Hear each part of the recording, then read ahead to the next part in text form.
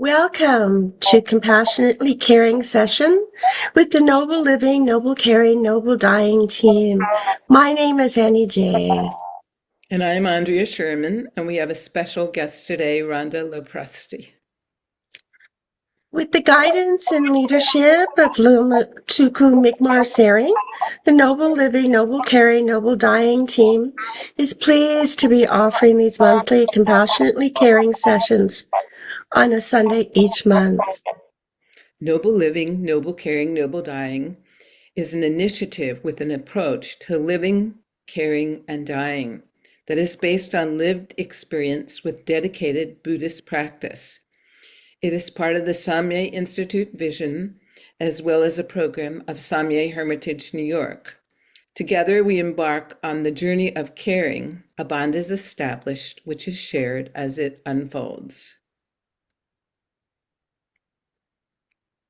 Please visit our website for many resources to support your caregiving and you as a caregiver.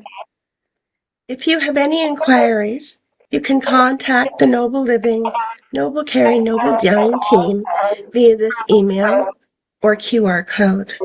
Our hope is that these monthly sessions provide a safe place of refuge for conversation, learning, connection, and sharing, supporting each other as we journey on the path of caring for others. This is a place to revisit our experiences and have some of the difficult conversations around compassion, kindness, self-awareness, vulnerability, loss, grief, and the many challenges that we may encounter. In this community of care, we hope to share, support, and guide each other. This is a place to learn how to apply our Buddhist practice to daily life, to share how we walk in the world, providing tools and methods, as well as an overview of how to care for ourselves while caring for others. Join us and experience the kindness and the love of being part of a shared, compassionately caring community. With the collective gathered wisdom of those attending the sessions, we can support each other with compassion, love, kindness, guidance, and caring. This way, nobody feels isolated and alone. And in this way, we build community. Samye Hermitage, New York, offers this initiative and also provides resources online via the Samye Institute and Samye Hermitage websites. Now, please join us in a few opening prayers. In the northwest of Uddiyana, in the heart of a lotus flower, you came renowned as a lotus born. With your supreme city wondrous, with your retinue of dakinis, following in your footsteps, we pray. Come inspire us with your blessing, Guru Pidma Siddhi Hum. Samantabhadra, Vajrasattva, Garab Dorje, and Srisingha. Padmakara, Vimalamitra, King, and 25 disciples. So Zor, Nub Nang, the 100 Teratans and others. All the gurus of Kama and Dharma, I pray to you. From the Dharmadhatu Palace of Akanishta, the essence of the Buddhas of the 3 times, directly shows my mind as Dharmakaya. At the feet of the root guru, I pray. Light rays from my heart center invite the gurus, victors, and their heirs into the space before me, Vajrasamaya Zam.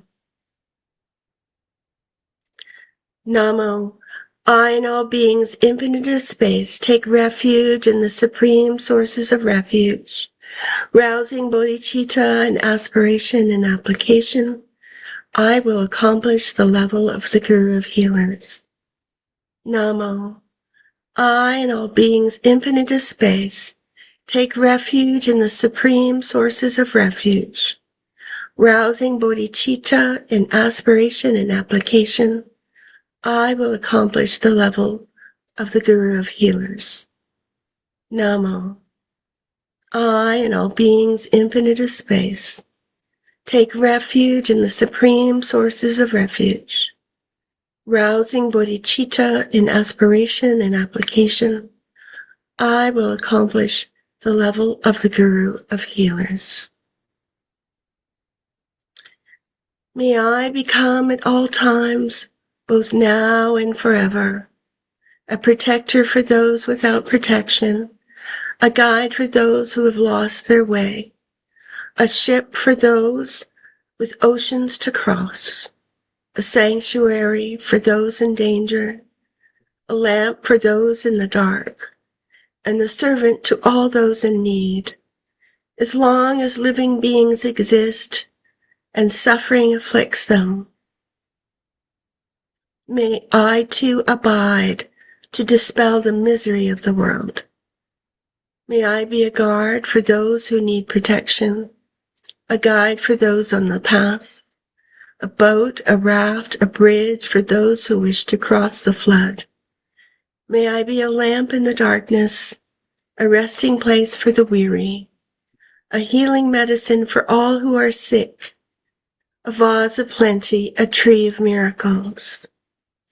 And for the boundless multitudes of living beings, may I bring sustenance and awakening, enduring like the earth and sky, until all beings are freed from sorrow and all are awakened.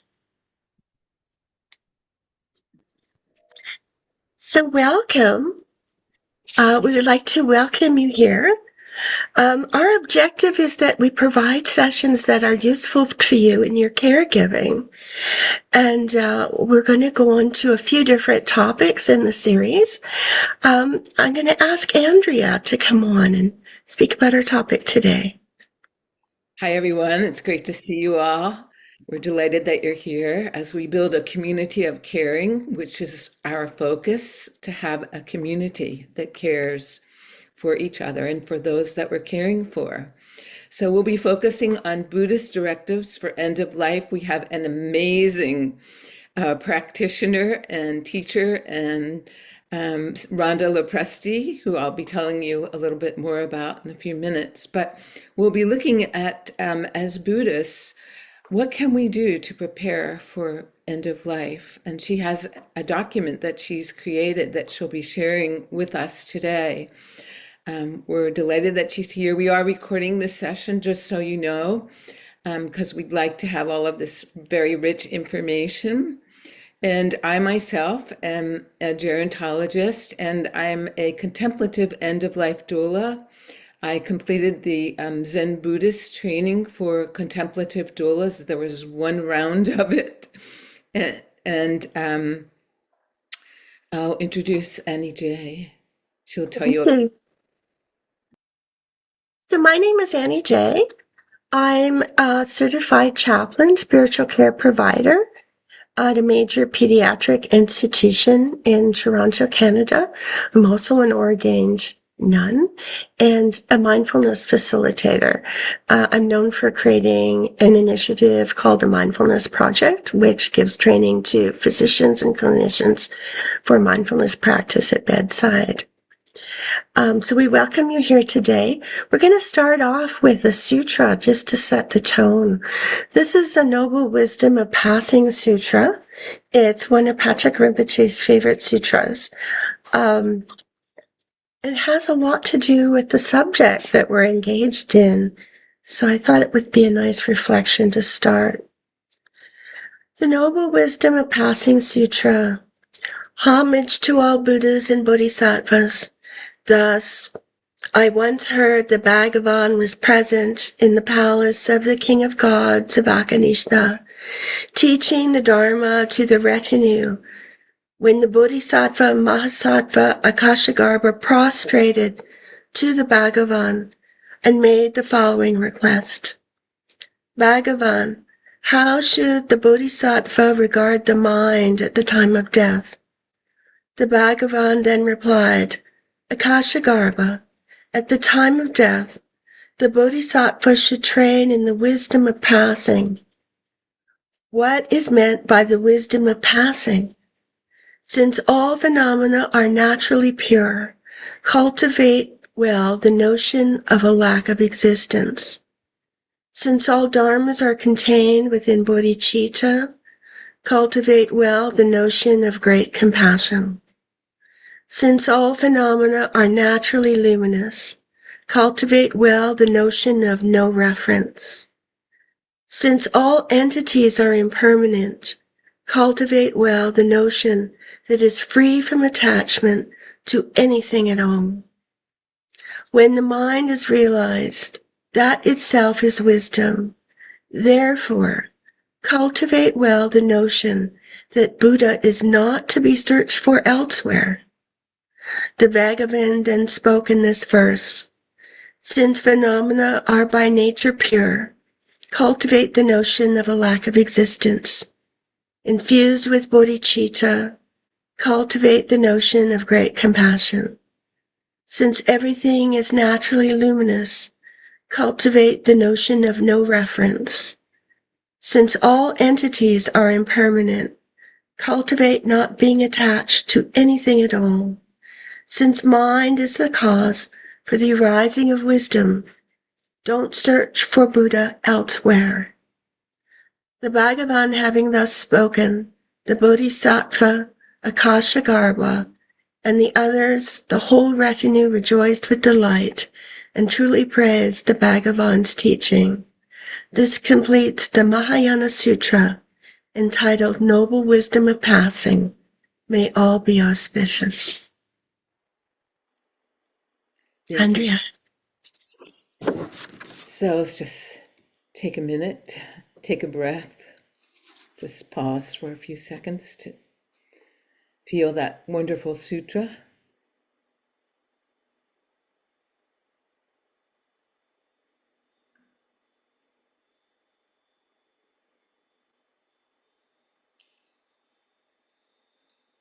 Thank you, NEJ.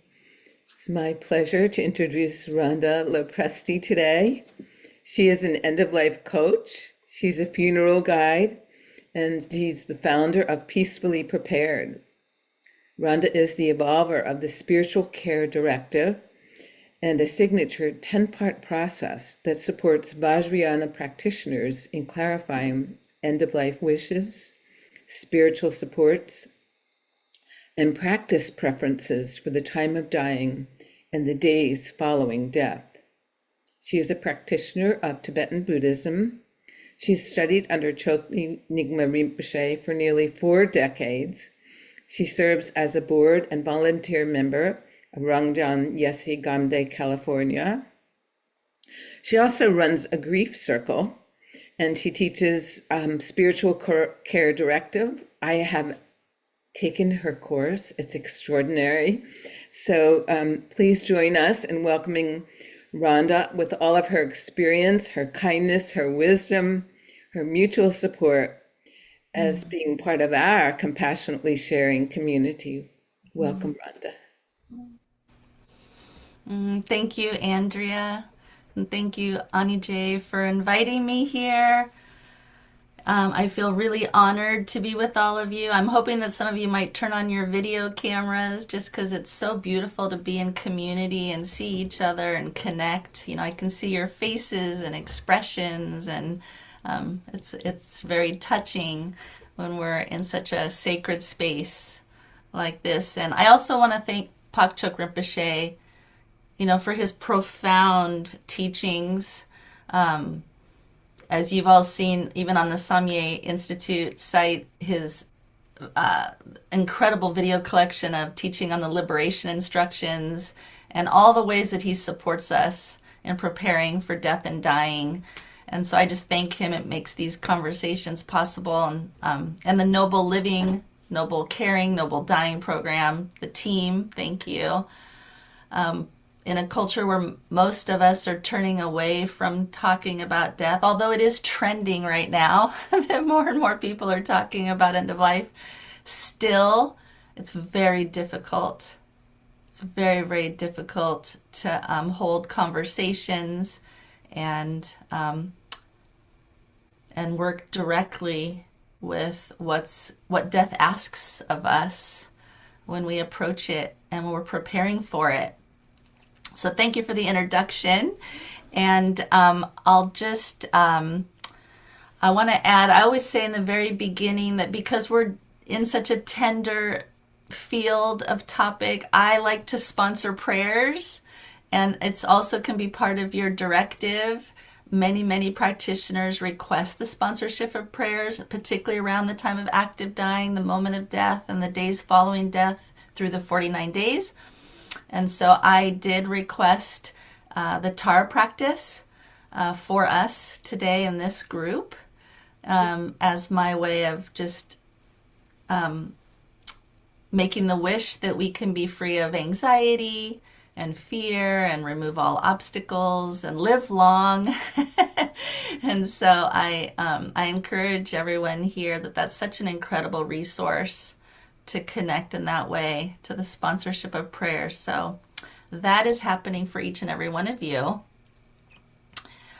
I'm going to talk a little bit about the spiritual care directive, why I think it's important, what it covers. I might tell a few of what I think are secrets that arise or emerge when you work with a spiritual care directive. And then I'd love to share just a brief story or two of how I've seen it in action in relationship and been an incredible blessing for families. And I really want to leave time at the a good amount of time for you to ask questions, because so often we go to so many workshops, webinars, teachings, and we're listening, and we're taking in, and we don't always get an opportunity to bring forth some of our own questions and make them really personally relevant. So I want to make sure, be thinking about that maybe as we move through our time together, that the magic, the connection, the community really comes when we share and we make this very real and ask those very personal questions and how this relates to us. So be thinking about that. So as an end-of-life coach, I started back in 2012. I noticed that few people were planning for end-of-life, and when they did, they were working on their 4 documents, which are really common. Most people will, if they plan for end-of-life, they will fill out their power of attorney, their medical care directive, their trust, and their will. So those are the big 4. Everybody should have those. And I didn't see that there was any place for people to be writing their spiritual care wishes. I felt that was very absent. And so I started attending a lot of end-of-life workshops and was gifted to be in the presence of Paloma Laundry, a beautiful Sangha sister who was sharing a spiritual care directive 14 years ago, and I've evolved it. I fell in love with the directive, and I really felt like it could be so evolved. So that's what I'm going to share today. It's a template, it's a guide, it's a container that prompts a lot of reflection and introduces you as a practitioner or your family member or someone you're caring for to really move through a lot of decisions. We kind of don't know what we don't know when it comes to end of life because we don't talk about it. And that if we don't know what we don't know, I can only tell you, people will typically say, I'm prepared. I'm prepared. People say that all the time. Oh, don't worry, I'm prepared.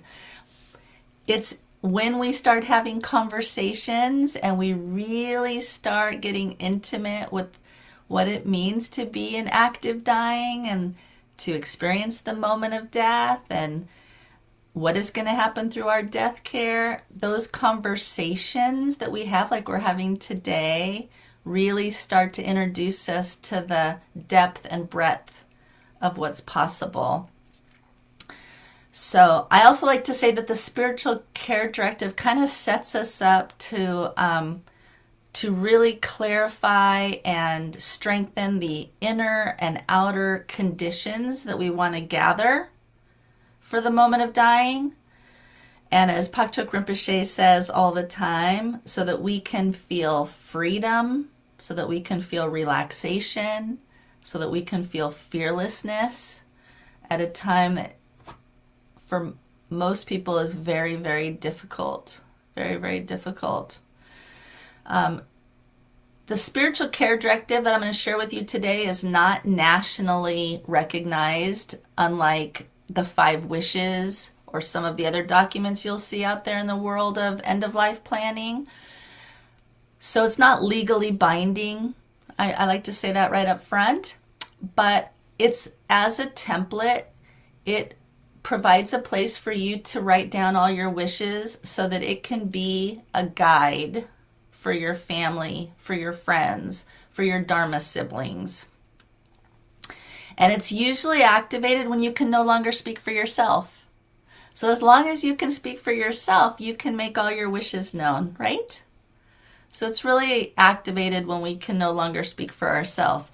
And it gives us a way to assign advocacy to someone who can maybe step in and protect us, speak for us, preside over things when we can no longer speak. And there's a lot of reasons why we can no longer speak, right? When we are going through active phases of dying and illness, we are fatigued, we're overwhelmed, we are, our cognitions change, medications involved, disease processes are involved, and family is usually left to start making decisions. And sometimes our families may not know what our wishes are. Their own faiths may emerge and override some of our wishes. There could be family conflicts. Sometimes what you wanted just becomes rumor because it's not written down anywhere. People just forget. And in my experience, most people that are caring for you, their singular wish is to do good by you, right? We see this all the time. People really want to do good by you. And if they're not sure and they don't have the confidence to do good by you, it can lead to guilt and regret, right? So leaving some really clear wishes is such an act of kindness. And that's kind of my tagline on my website, that planning is an act of kindness. It's such virtuous activity to really do this in advance, right? I mean, I think of it as compassionate activity, virtuous activity. If I think to myself, what better way to benefit beings than to really make your wishes known so that your loved ones have confidence and clarity in holding you and moving you through the end of your life. So I am going to put an image on the screen that just kind of shows you what is in the spiritual care directive. We don't have time today to go through all of its sections, but I think it might be good. I'm going to share for just a moment here and talk about some of these quickly. Can I get a thumbs up that that's on the screen? Yeah, thank you. So these are the sections of the spiritual care directive. I actually have 2 directives. One is for the Vajrayana practitioner, and I also have a directive that's what I call universal, where I've taken out some of the Vajrayana language. The one so people can make a request for either one. I'm actually going to share the directive. I'm happy to share the directive. We will, I believe we'll include it in a post email. This directive, I'm going to be giving it to all of you so that you can look through it and use it and have it as a support. And so in the directive, these are the sections that really prompt you to write. It's a writing exercise. So we do a lot of pen to paper and write down things that are really on our heart, very personal, very relevant. And so I start with Dharma Vision, and it's a section that really invites you to think about some of the things that would mean a lot to you in terms of your vision. I mean, this is something few people really ever do. I mean, how many of us actually have a vision board or a set of visions or a well-formed outcome for our death, right? That's pretty rare. So that's the invitation of the Dharma vision. And that can feel really overwhelming when you start a spiritual care directive. But I can assure you that when you move through the different prompts in this directive, sometimes that vision just gets richer and richer and richer. It's kind of like cracking the lid on a pickle jar. Like at first, these things can feel difficult and you just can't find the words or what you want to express. But as we move through these that you can do on your own, there's a lot of do-it-yourselfers out there, but I also love to inspire and assist in working through these. So vision is the place we start, and it remains an open chapter because it's always evolving and changing as we get more and more comfortable in bringing death onto the path. And so aspiration prayers, this is a big section here, number 2. You are invited to write down what are the prayers, the mantras. I actually extend it out to your practices, any sentences that have touched your heart that are aspirational in how you feel about death and dying. So some people get very traditional here. There are many traditional aspirational prayers, the King of Aspirations, right? The prayer to be reborn in the Pure Land of Sukhavati. Like there's so many prayers. And so there's the invitation here to what prayers, what practices have touched your heart. Sometimes it can be as simple as, I absolutely am moved by the 4 immeasurables. Or as we did this morning, I just like to take refuge. Or I love Shanti Deva's prayer that we spoke this morning. So it invites you to write those down, because unless you write them down and share these, your family members, your Dharma siblings may not even know what there are so many practices and so many sadhanas and so many mantras. People usually have something that is very meaningful to them. And so we get to write those down. And sometimes we can even think of, in this section, emergency aspirations. That's one of my personal favorites. This prompt in number 2 invites you to think about, what would you like your last thought to be? I mean, that's an incredible contemplation. And and that can change, but if you find a thought that you feel, I mean, of course, I can also say that many people want to be thought-free, so I don't want to not say that. People want to be thought-free, but also to think about, what would a last thought be if I had one? Write it down here. Be practicing that thought a lot because we know that when we are highly stressed, we're going to default to our habits. So if you've expressed an emergency mantra or emergency thought, that will be available to you. So that's a reflection to have. And so just moving through part 3 here is choosing your Dharma advocates. Who are your friends? What roles can they play? What criteria makes a good Dharma friend? Most of our teachings recommend that we have 3 to 5 Dharma friends. And so really thinking about that. And of course, once we've chosen Dharma friends, sharing this directive with them so that you can communicate your wishes and that they can clarify assumptions and really understand your wishes. Number 4 is your teachers. We know that many of you here today may want your teacher to be notified if you are in the active phases of dying or dying is imminent. And I can tell you that unless you have it written down how to contact your teacher, that can be really hard to do at 3 a.m.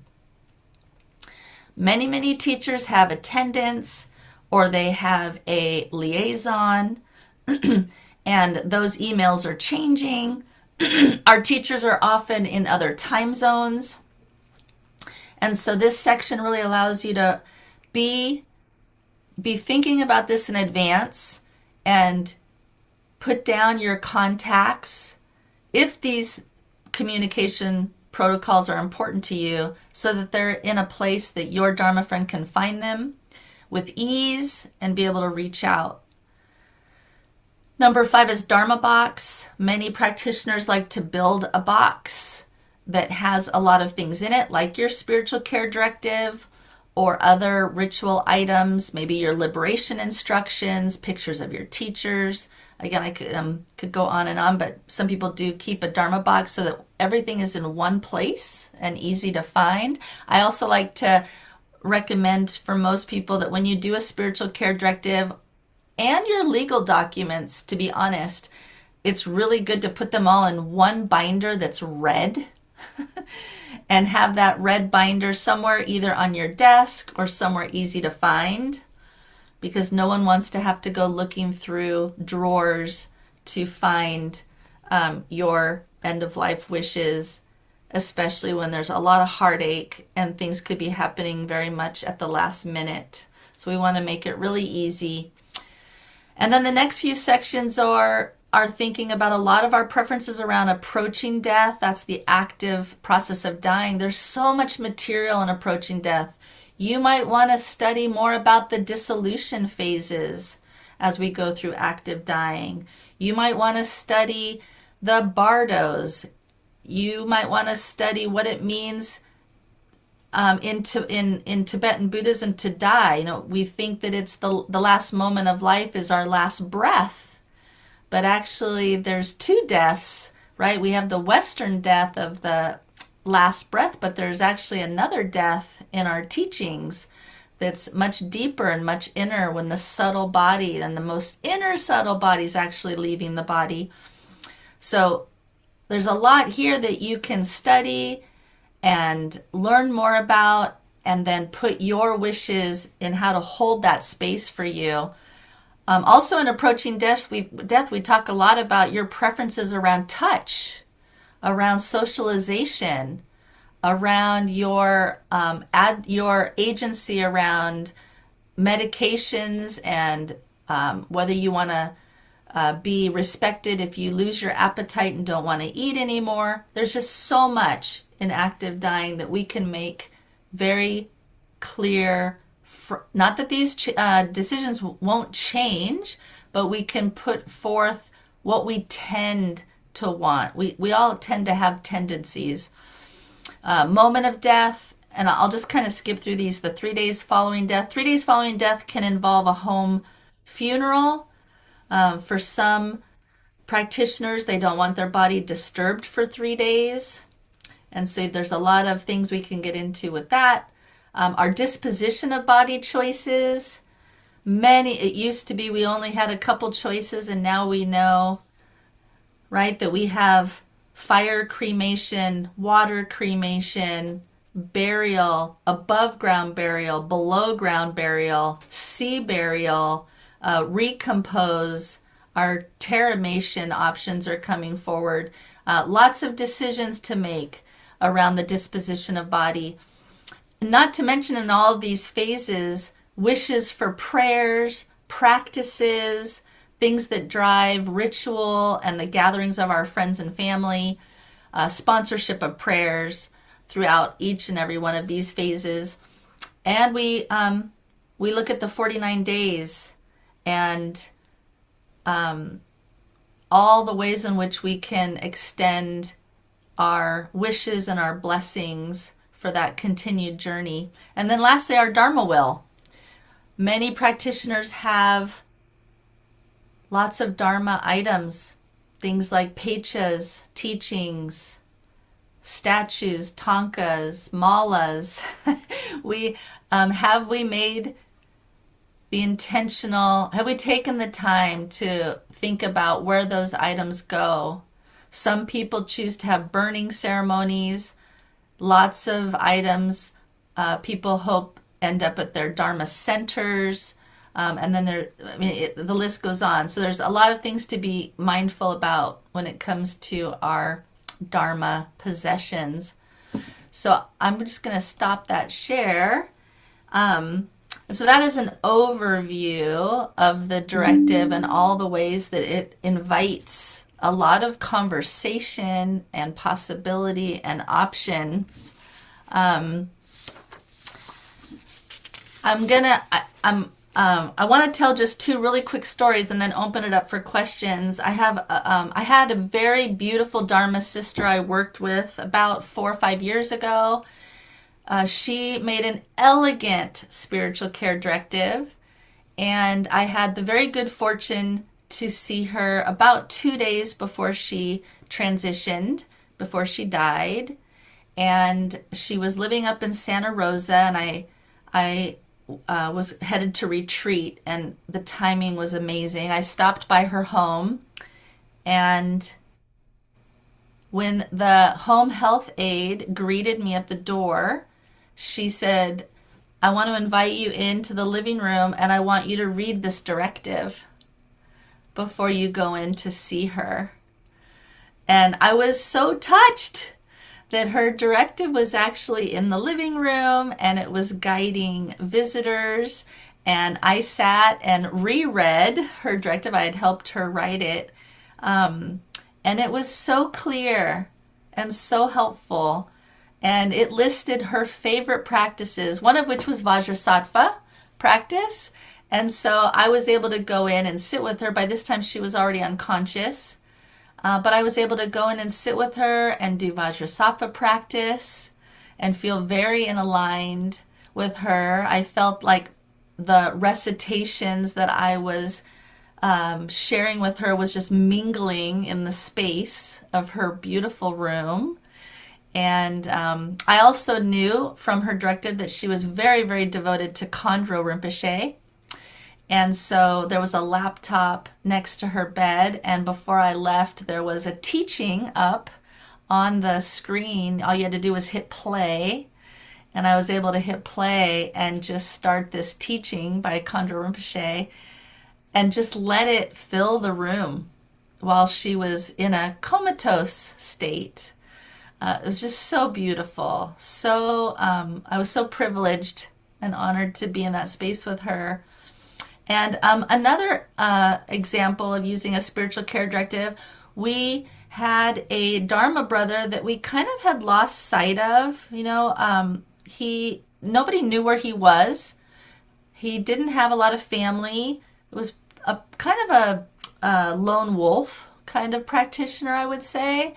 And interestingly, someone asked Chokanima Rinpoche, "Do you have any idea of where this practitioner is?"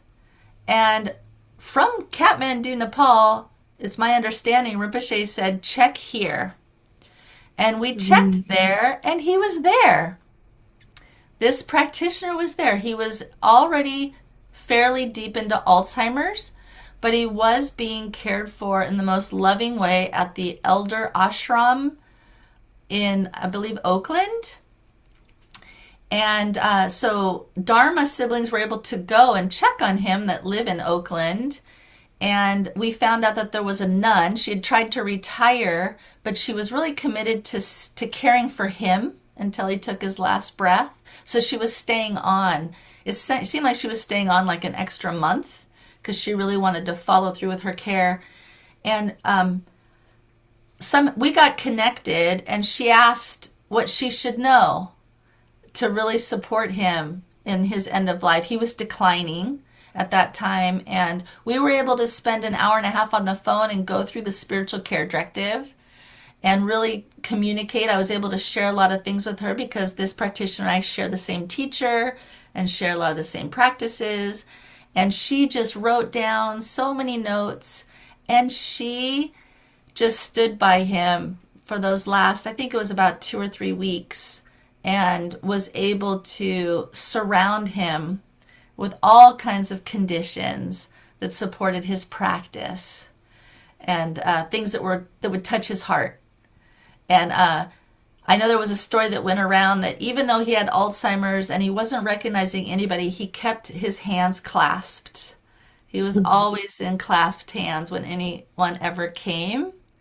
And so even though it was hard to know what he was thinking or experiencing, his hands were letting us know that he had deep, deep practice in embodied practice. So that was a really beautiful experience of using the spiritual care directive. I felt like it bridged across time and space between us. So those are a couple of my stories, and now I'm noticing I really would love to hear from all of you and field questions and share.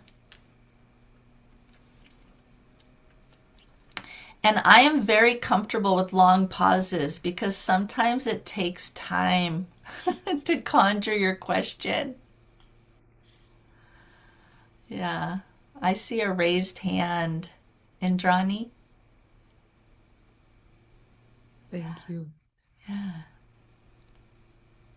There are two questions that are probably related. I'm wondering if you could speak a little to the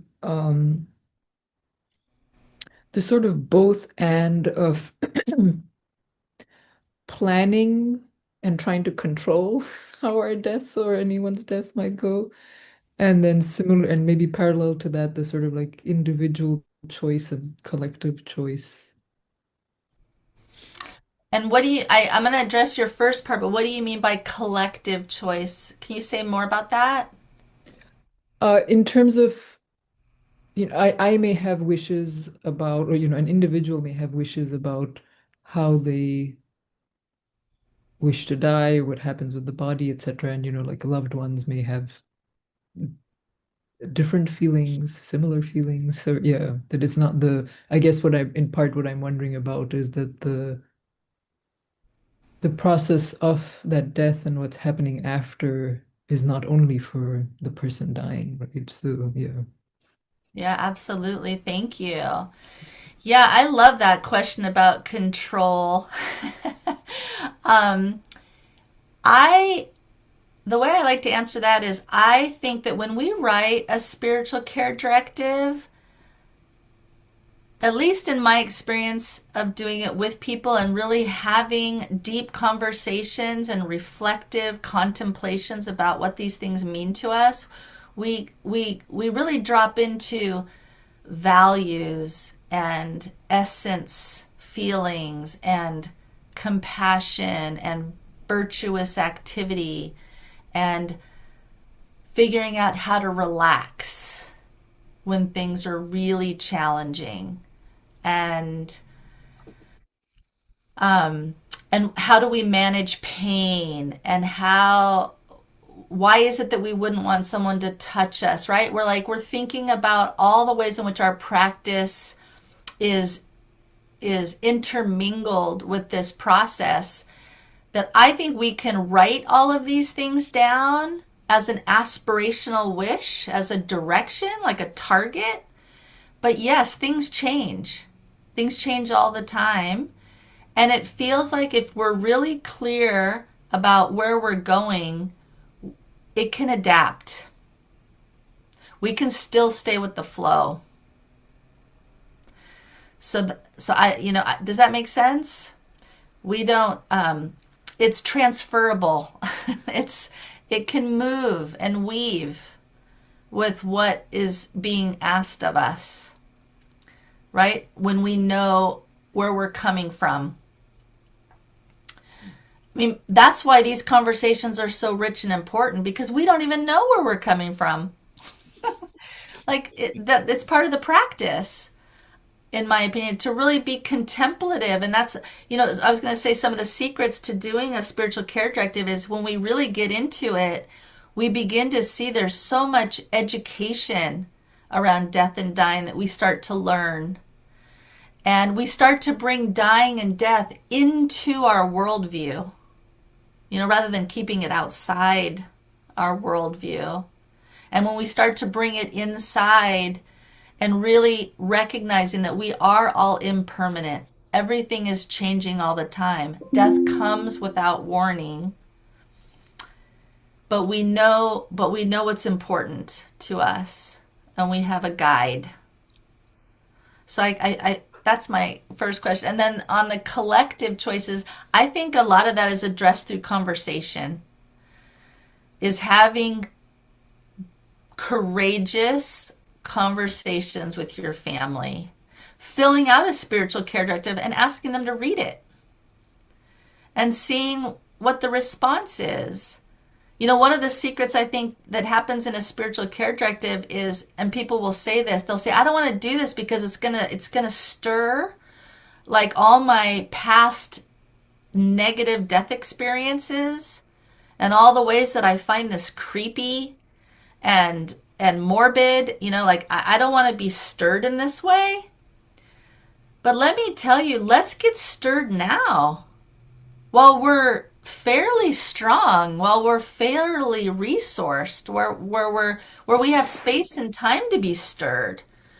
Because being stirred at the end, in our last moments of life, is like, I mean, I have seen it, and I can only imagine it's like an avalanche of emotion, right? So if we let ourselves be stirred, let's ventilate, let's give air to the things that are difficult now, well in advance, so that we can really have some space and freedom to navigate the process of dying.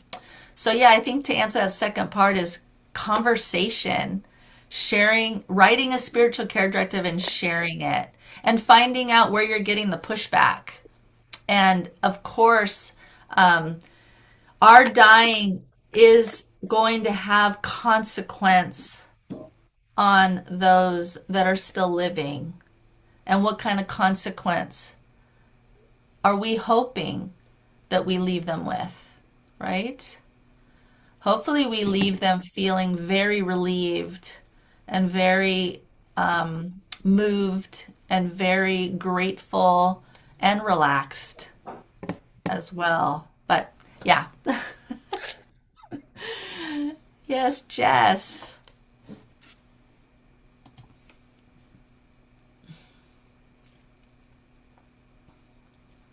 Can we unmute? There you go. Oh, it went mute again. Do you want me to go to Kevin? Oh, wait. Okay, can you hear me now? I can, yes. Okay.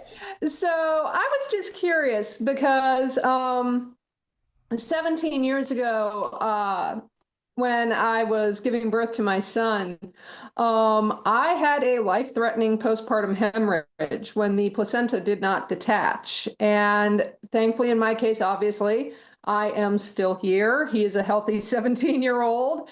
And after several days in the hospital, I was released.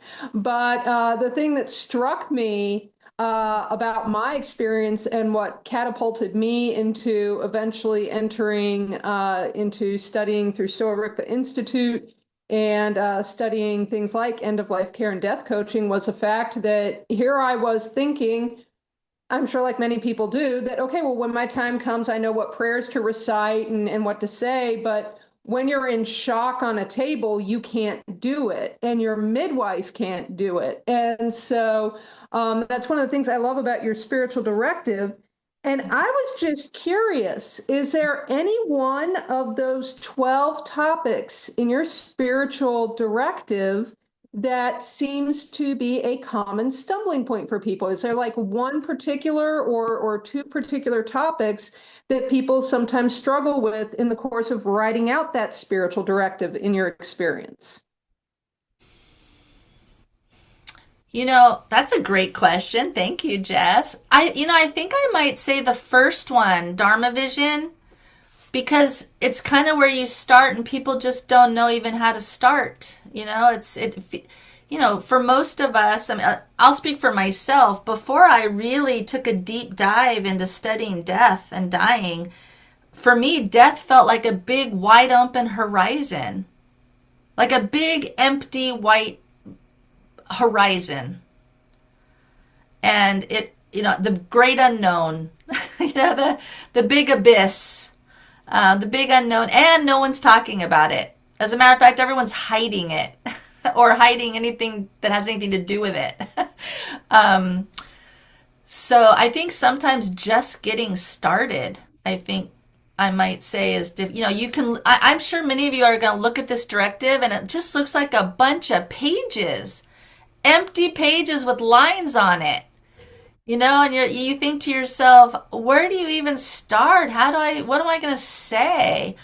And so sometimes, I'll share with you the very first lines of my vision say, if I've died, don't worry too much. I've been practicing this for the last 40 years. Those are the first lines of my directive. And then it goes on. Because I think once you drop into it and you start thinking about it, sometimes you can just write partial sentences, phrases. I know in the beginning I used to just hear a song, like a Bardo song, and I'd be like, oh my God, that is gorgeous. I want that played when I'm in active dying. And so then I would just write it in the active dying section. Like you can just be spontaneous and catch things that are inspiring, that set up these auspicious conditions. And I think the Dharma vision, it's the hardest to start. And that's why I like to say, I like to keep a chapter open because I think there's always an opportunity to fill it up, like keep putting more in it. As a matter of fact, sometimes people put too much in it and then it probably gets too complicated. Like it's better to stay simple. And I loved what you said about your being in a life or death situation. And, the Dalai Lama says we're going to need two things when we're dying. We're going to need to be able to remember our practice. And we're going to need someone there to help us remember our practice. Those are the two things we're going to need. And you so beautifully pointed to that, Jess, about there I was in the hospital. I couldn't remember my practice, and my midwife didn't know what to tell me. So the idea of having people around you that can whisper in your ear your favorite mantra or whisper in I had a client once who was very, very ill. She was sleeping most of the time, and she asked in a moment of lucidity if I would recite the Shakyamuni practice. And so I did it on my iPhone. I just recited the Shakyamuni practice right out of my Pecha on my iPhone, an audio file, and then I sent it to her. And so she could just put her phone up to her ear. So there's just so many ways, right, that we can whisper into someone's ear and accomplish those two things, help you remember what you want to remember, especially when times, like you said, are shocking. And we're not prepared in that moment. Yeah. Yeah. Yeah. Really good question. I hope, did I answer that? Yeah. I hope. Okay. Yes. Yeah. Thank you Okay. very much. Yeah. Brett. Yeah, thanks so much for sharing, Rhonda. I don't know, I'm having trouble organizing my thoughts. I'm earlier on in being a student of Pakchak Rinpoche, for the last five years or so, and so I really appreciate all of you sharing your wisdom here. I'm a palliative care physician working a lot in the inpatient side, and I would say, just as a public service announcement, 100%, the more people know around you about what your values are, the more they matter, and the more control you can have at a really uncertain time. And it's such a gift to your, to the patients and families. I'm in Minnesota, and we have a lot of immigrant. We don't have a large Buddhist communities that I interface with. In the hospital, the communities that we do are immigrant communities, our Cambodian community and Vietnamese communities, largely. It's interesting because as a provider, hoping that people, that I can help encourage patients to be contemplative about things.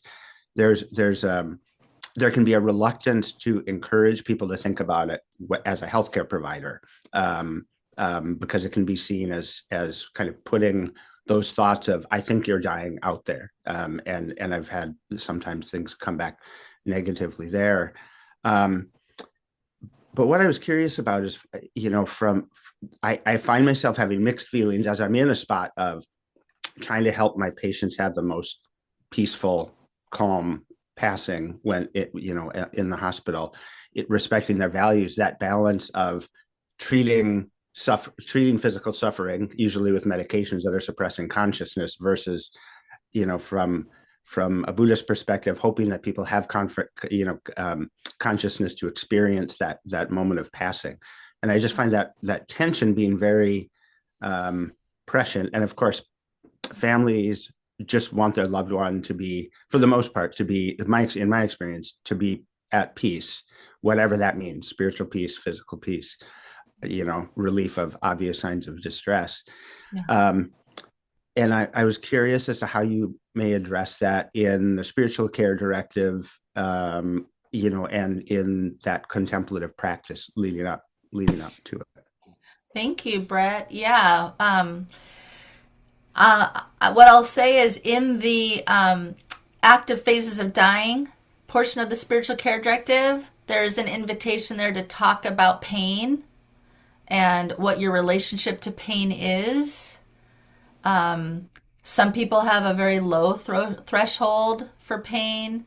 Some people have a very high threshold. You'll hear people say, "I don't want to be in pain at all," like fully medicate me, all the way over to, "I am very minimalist and I would rather not have as much pain medication, and I'm willing to tolerate more." You can even get into signs, like, unless I give you this sign, even though you see my face grimacing, even though you see me tossing and turning, that is not a sign that I'm in pain. You can negotiate a lot of these things. And again, people don't even think that's possible, right? They're not even, we don't even front load that, right? But if you're thinking about it in advance, you can really write these specifics down. Like, I have a specific sign for when I need more meds, right? And I can communicate that. And I have heard many teachers say, look, nobody can practice, with a lot of result if you're in too much pain. I mean, I think we've heard that quite often. It's just too difficult. So we do need to walk that fine line. I will say that I have seen a lot of families choose not to represent their faith in the hospital or in a room, because they're afraid that if they do, it will affect their treatment or the response of the nurses and doctors, which I find really fascinating, because, I mean, like, in my directive, it says, "I would love it if you hung a picture of Shakyamuni Buddha on my IV bag so that I can see that Shakyamuni is right there and providing me medicine, and so yeah, there's like a lot of really tender topics around being fully expressed. I will say that most hospital rooms are pretty sterile, and don't reflect back or give you any kind of environmental POA, of how to eject your mind or remain in your practice or in the nature of your mind in that setting. And so if you are brave and you don't think that it's going to affect your care, I would recommend photos and music, and I mean, you can do a lot of things. But and then, again, going back to conversation, having people fill out these directives in advance so that the nurses and the doctors can read them and really understand who you are and what gives you resilience, what gives you strength, what helps you manage in really difficult times. So all those points, yeah. Annie J. I have my own comment, but I also wanted to say something about this topic, is that don't forget your advocates, your death doulas, your chaplains, because they can actually be the bridge to give the family the courage to speak and to help the clinical staff navigate this uncharted territory. Yeah. I wanted to bring up, I was really thrilled to see in the directive the 3 to 5 spiritual friends. I can't imagine my family coming into my Vajrayana shrine room and having a clue as what to do and just how that might feel for them in terms of, not knowing what to do or where to take these things. So I thought that I just wanted to comment that that's something I think is so really important, especially, when you have sacred objects and you want them to be revered in a certain way instead of just shoved into a storage unit at the bottom of a stack of things. So I think that creates a lot of ease for the practitioner as well as the family. Yeah. Yeah, thank you for pointing that out. And items end up in the garbage, in the dumpsters, which is like horrifying to me. I have a thing that none of that should ever be in a trash can, but people don't know. They don't recognize the preciousness, the representations of our things, and it's really good to think about that. I know a lot of people make the assumption that their center will take most of their stuff. And I always say, really check, like call your center and make sure that they have the capacity, to take your books or your tankas or, well, but yeah, it's really My important. favorite experience of that is we had a Sangha member die and he did a huge potlatch. He just had everything brought to the Dharma Center and put up on the table and let every Sangha member just come by and pick something that had meaning for them. And there was nothing left. Yeah, yeah. Yeah. Beautiful. And going back to your earlier point too about this, the spiritual care directive can really inspire us to build community. I love encouraging people, like find out who your chaplain is in your neighborhood or who your end of life coach is. Meet a death doula that lives in your village, your town, your small town, someone locally. You're probably surrounded by people that would be very resourceful, very supportive at end of life. Or we can often find Sangha members that are not too far from where we live. That certainly, I'm from San Diego, California. If anyone here is in San Diego, please reach out because I'm here, and most of us, live and breathe and serve in this space. So building community is very much a part of this directive, for sure. Yeah. Is it Marcia or Marcia? Marcia, thank you. Marcia. Marcia. Hi, Rhonda. Thank you for doing this. Yeah.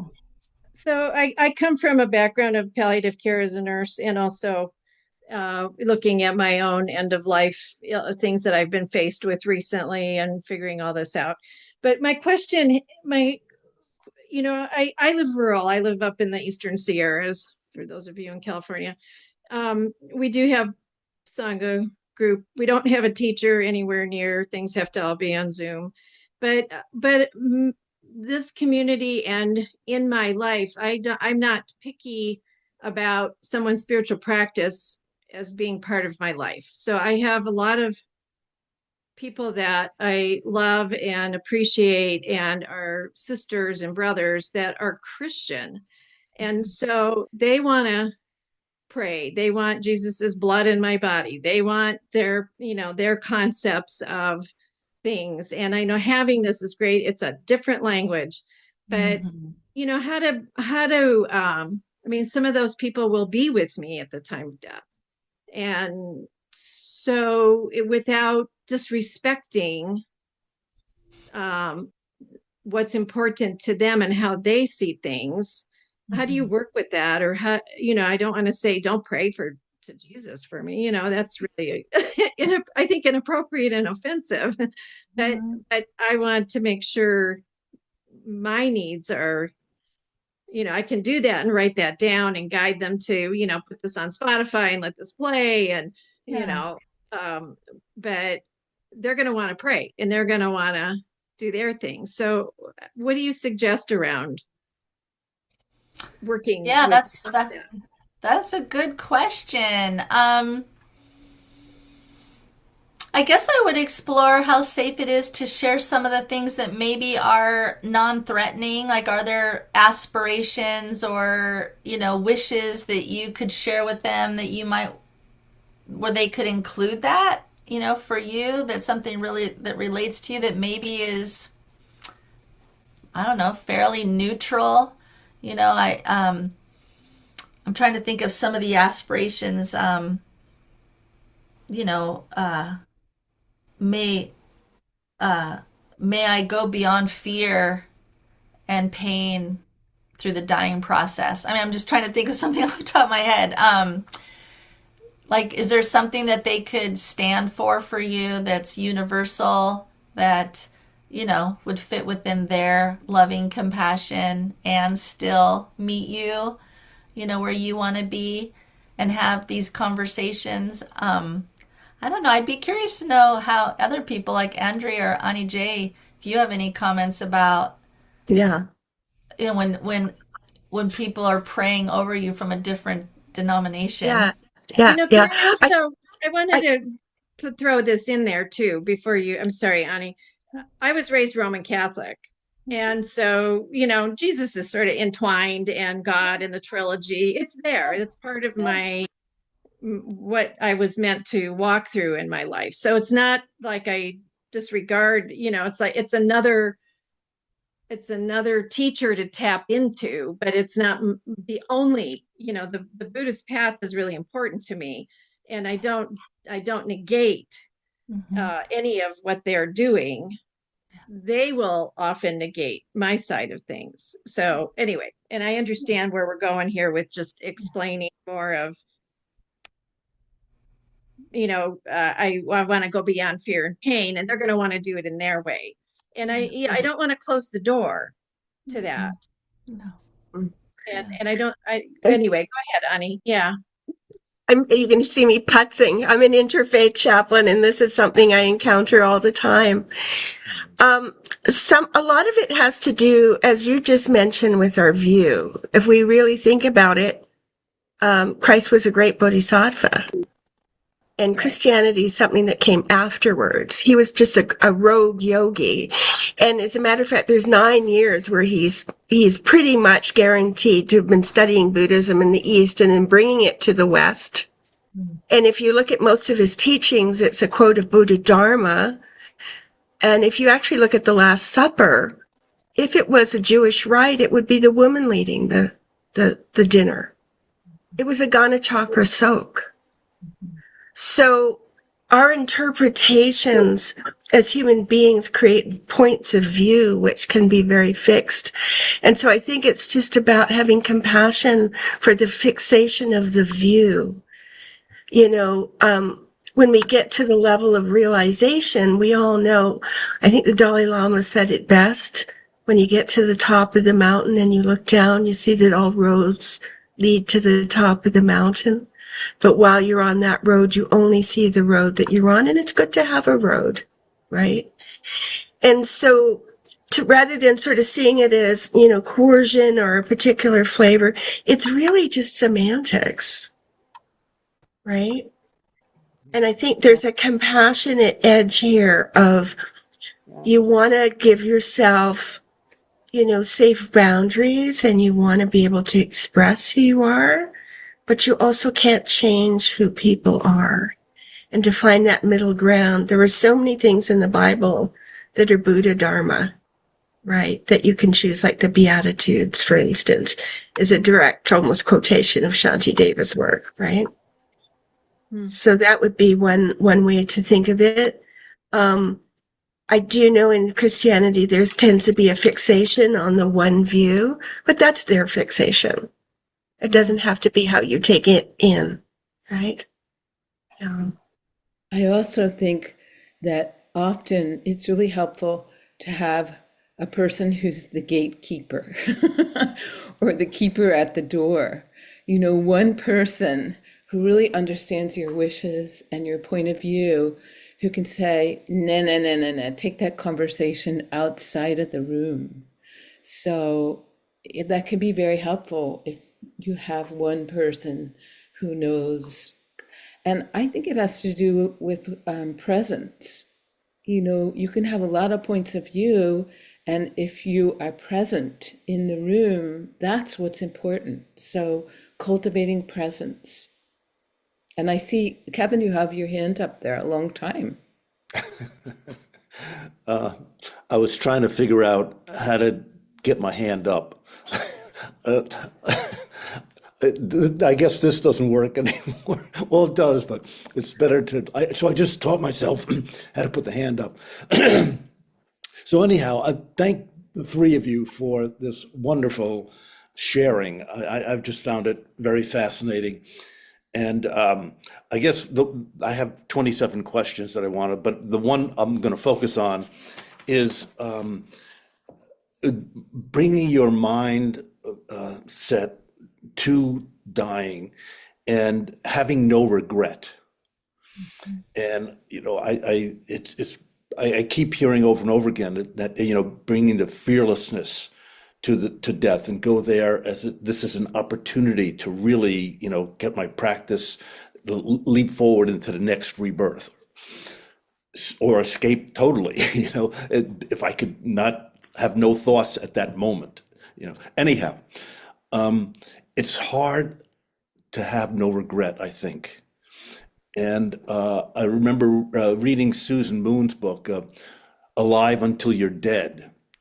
And here was a practitioner who was on this retreat. She's an author, she's a teacher herself, and she's on this retreat and she's just having such a hard time. If I had only done this, and if I had only done that, and looking back with regrets. And she asked the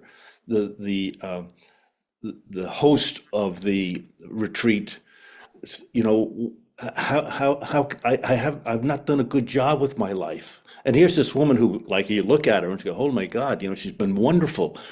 And he said, it was Norman Fisher. Norman Fisher said, you're right here, right now. You're exactly where you have to be. Don't stop worrying. But it just seems hard, even practitioners, to have these regrets. So part of what I've been trying to do is think about dignity, which Patrick Rinpoche has this book out on it now. But to be dignified, and sometimes it's hard to be dignified when you're getting older. It's not a very dignifying thing. So anyhow, those are just some of my thoughts of having approaching death with no regrets and almost having that as a practice. I'm done. Yeah. Well, I think I don't know if it was Pakchok Rinpoche who said this on the Samye Institute, or maybe I'm taking the in the footsteps of the Bodhisattva with Jack Datar right now. If he might have said it, but when we rest, when we're in practice, when we're resting in the nature of mind, so much is dissolving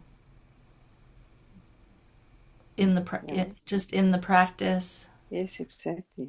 Just dissolving. All the regret, all the attachment, all the judgment is dissolving in our practice all the time. That's one of the things I think I also like about the spiritual care directive is when people start to really think about how they want to be when they're dying, you end up with this incredible realization that you better be doing it now. What we find now, we find then. What we find then, we find now. Like, we have this weird idea that we're somehow going to be different when we get there. Like, oh, well, when I get there, then that'll be different. But it's not. We have all the clues we need right now, right here, about how it's going to be. How are you managing pain right now, today? How are you managing your headache? How are you managing disappointment?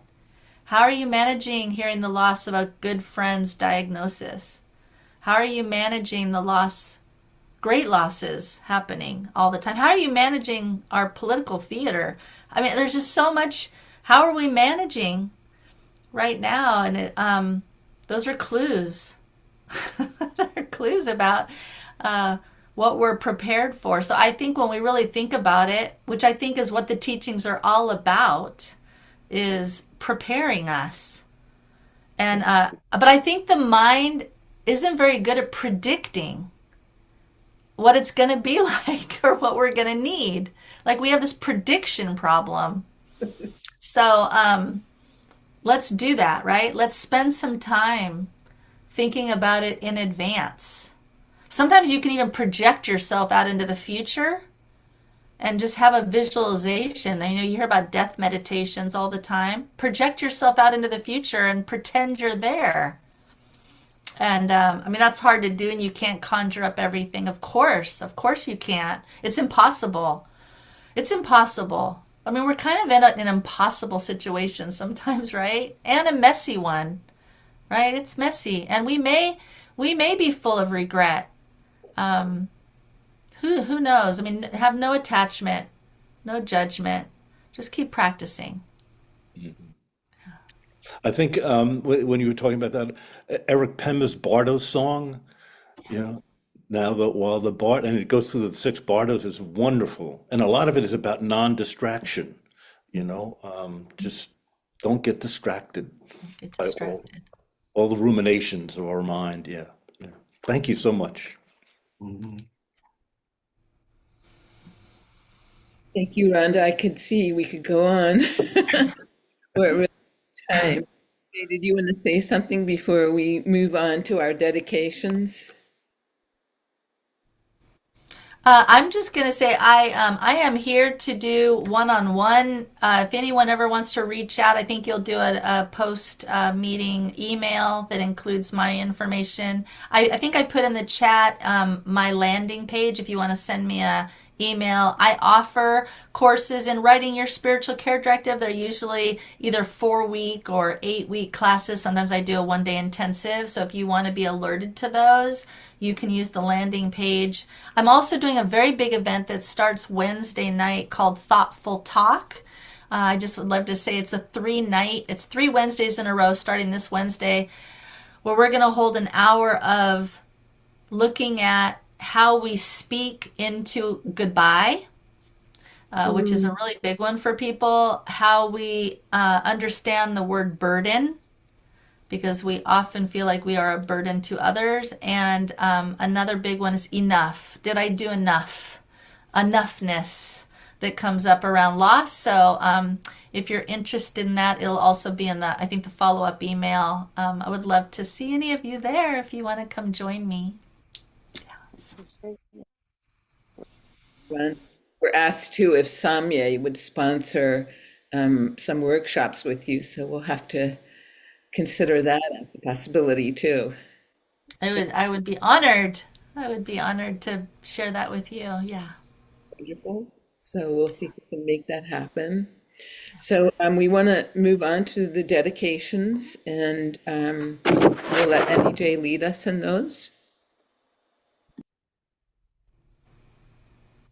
Benza Sattva Samaya Manipalaya Benza Sattva Tinipa Titadrida Mibawa Sutrakaya Mibawa Supakaya Mibawa Anurata Mibawa Sarasidi Mi Prayata Sarva Karma Sutame Shitam Shayam Kuruhum Ha Ha Ha Ha Ho Bhagawan Saratata Gata Benza Mami Mutab Benza Bawa Maha Samaya Sata.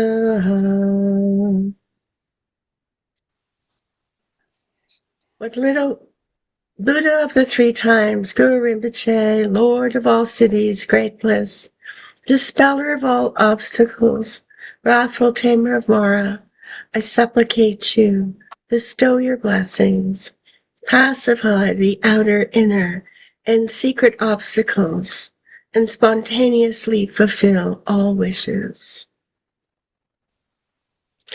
What little virtue I have gathered through my homage, through offering, confession, and rejoicing, through exhortation and prayer, I dedicate it all to the enlightenment of all beings. Through this merit, may all attain omniscience, and conquer the enemy of wrong action. May all be freed from samsara's ocean and its pounding waves of birth, old age, sickness, and death. Just as the Bodhisattva Manjushri attained omniscience and Samantabhadra too, all these merits now I dedicate to training and following in their footsteps. Just as all the victorious Buddhas of past, present, and future praise dedication as supreme, so now I dedicate all these roots of virtue so that all beings may perfect good action. By the power of the gurus and deities, Om Swasti, by the power of the gurus and deities of immortality, may the life of this noble and supreme emanation, fearless and renowned guide, who upholds the Buddhist teachings of sutra and mantra, be unchanging and steadfast, and may his wishes be spontaneously fulfilled.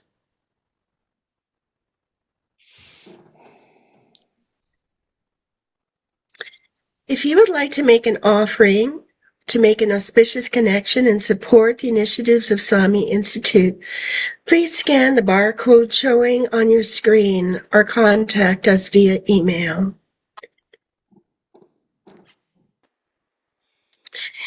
And if you would like to offer more extensive prayers for loved ones offered by the monks and nuns of our lineage, you can request this by making a request and offering. There are 3 streams in which to request these prayers. Either through a puja, specifically request a medicine Buddha healing session, or requesting bardo prayers for the deceased.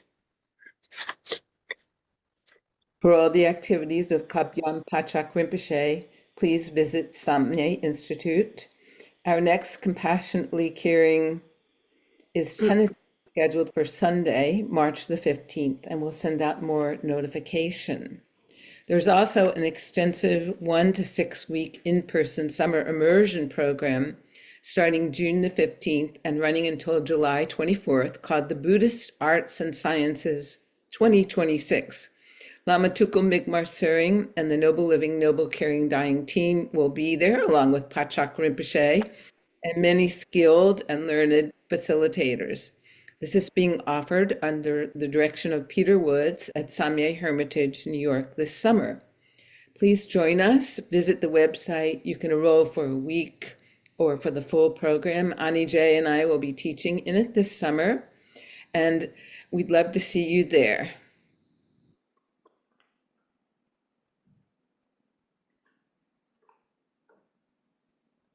So join us again.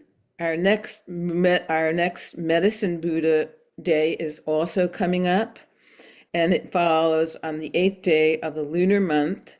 It will be on Tuesday, February the 24th at 8 a.m., and we'll be sending you advance notification via Samye Institute email. So please register and sign up if you did not already. Thank you so much.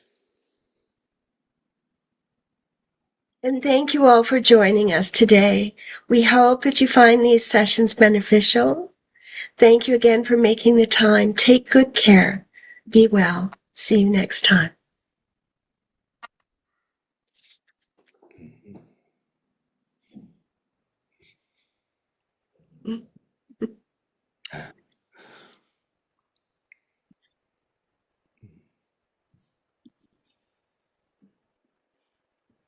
Thank you very much.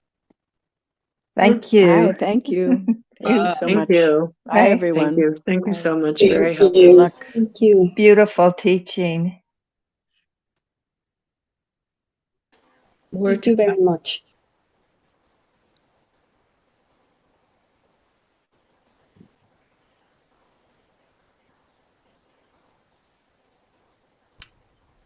Okay, thank you. Thank you very much, Rhonda. This was recorded too. So.